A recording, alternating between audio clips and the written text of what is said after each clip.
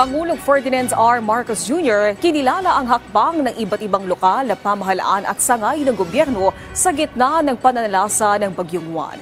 Issue sa mga local chief executive na missing in action sa panahon ng sakuna, tiniyak ding maiimbestigahan. Si Kenneth Pasyente sa Sentro ng Balita, live.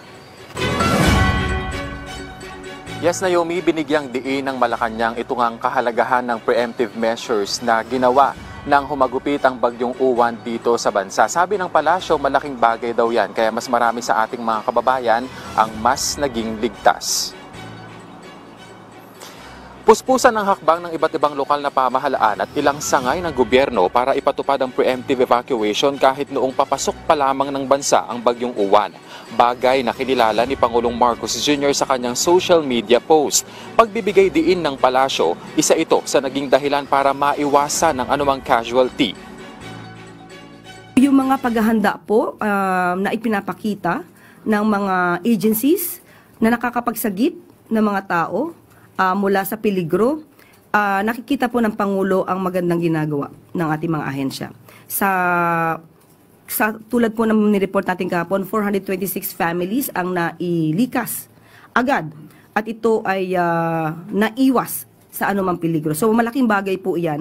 Hindi po natin maiiwasan na mayroon pong nasasawi dahil po sa kalamidad. Pero dahil po sa preemptive measures na ginagawa po ng mga ahensya po natin, sa utos na nga rin po ni Pangulong Marcos Jr., mas malaki po ang nagiging pagsagip natin sa ating mga kababayan. Ang bagay na yan, Naomi, patuloy daw na ipatutupad lalo't batay sa forecast ng Pag-asa ay maaaring bumalik ang Bagyong Uwan. Hindi pa rin po titigil ang ating mga ahensya, ang Pangulo, para maibigay agad ang tulong, maiwasan ang mga maaaring disgrasya sa ating mga kababayan. Nandun pa rin po ang mga preemptive measures dahil yun din po ang balita na maaaring bumalik. Ipagdasal po natin na sana hindi na. Sa issue naman ng mga local chief executive na missing in action sa panahon ng sakuna, sinabi ng Malacanang na bagaman hindi pa masasabing may nalabag silang batas, iimbestigahan pa rin daw ito ng DILG. Depende na raw kung magiging katanggap-tanggap ang kanilang magiging paliwanag sa kagagawin kung ano ang karapat-dapat na aksyon patungkol dito. Gayunman, Naomi, isa lang daw ang sigurado. Ayaw ng Pangulo ang pa-chill-chill lang. Hindi po niya gusto to. Hindi niya po gusto na ang mga liderato ay chill-chill lang. So dapat ang trabaho ay para sa taong bayan. Kasi ang taong bayan umaasa po sa gobyerno, lalo na sa mga gintong klaseng sitwasyon at kondisyon. So hindi pwedeng sabihin lang na chill-chill lang palagi, dahil dapat trabaho, hindi bakasyon. Although hindi ko sinasabi nagbabakasyon sila. Still, sasabi ko lang natin, iwasan natin na umalis ng bansa, tumugon sa kalagayan ng ating mga kababayan, lalo-lalo na kapag mayroong sakuna or dilubyong ganito.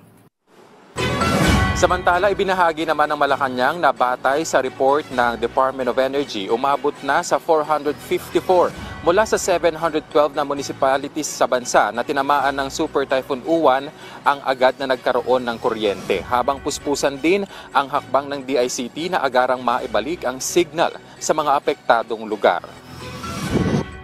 Sa report ng DICT kaninang alas 8 ng umaga, nasa 82% nang nakabalik ang signal ng Smart, 77% sa Globe, 63% sa Dito, at 79% naman sa Converge.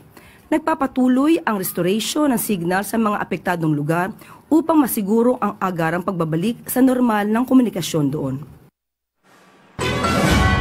Naomi, pinatitiyak na rin ni Pangulong Ferdinand R. Marcos Jr. sa DPWH ang agarang paglilinis at pagkukumpuni ng mga naapektuhang kalsada sa iba't ibang bahagi ng bansa.